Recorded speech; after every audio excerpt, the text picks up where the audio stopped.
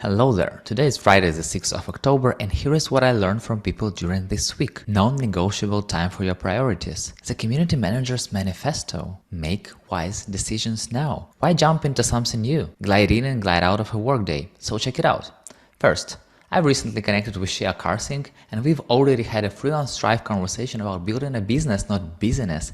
And here is a very important moment. It's great to identify your purpose and know what you're working towards, but you actually have to carve out the time to do that. It's taking control of your calendar and scheduling non-negotiable time to work on your priorities and your purpose. Second, recently I saw Tim McDonald's post about how he hosted a workshop 10 years ago together with Nick Cicero and Natalie Roddick-Marson, and how they created the Community Manager's Manifesto, an analog of the Hippocratic Oath for community builders. I was really shocked I didn't know about this document before because it speaks to my heart so much.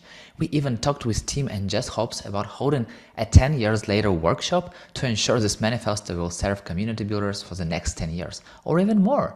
So if you'd like to join it, stay tuned, we'll share an invitation very soon, and check the link to the manifesto below. Third, during the community life conversation, Aaron White shared an approach to life I can definitely relate to, but have never thought about. One area where I don't do a great job planning is that long-term forecasting for my life. And I think part of that is because I feel like every time I've done something like that, life has a surprise for me. I try to just hold those kinds of plans really loosely and just trust that the trajectory I'm on now, if I make wise and intelligent decisions, I'll keep heading in the direction that I ultimately want to be. Fourth, I recently started to read the book Illuminate by Nancy Duarte, and here is the quote that surprised me.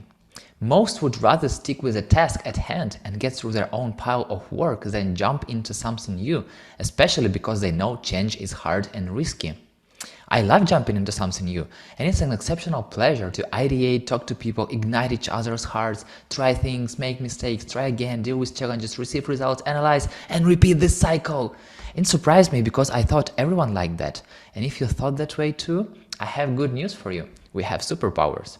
And check the link to the book below. Fifth, on the Freelance Sucks podcast, Florian Gamper told me he has coffee breaks meetings in the mornings and evenings with the team, and God forbid they are not obligatory. And here is why he does that. What I usually do is I have in the morning a coffee break where I sit here with the coffee mug, really with the coffee mug, and where everyone can join. It's not mandatory, it's optional.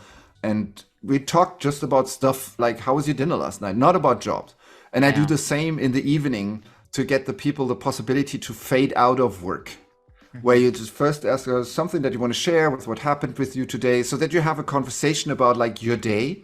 But then usually that drifts into anybody seen that movie, or it gets more into a personal thing, so that it doesn't always feel like it's just work and then you shut off the camera and then there is a different life, but more kind of like helping people to glide in and glide out of that. And just like that, these were 5 things I've learned from people during this week. And what have you learned this week? Share it in the comments here on LinkedIn or whenever, and let's connect. If you learned something new, share this episode with your friend. That's it. I'm done. See you next week.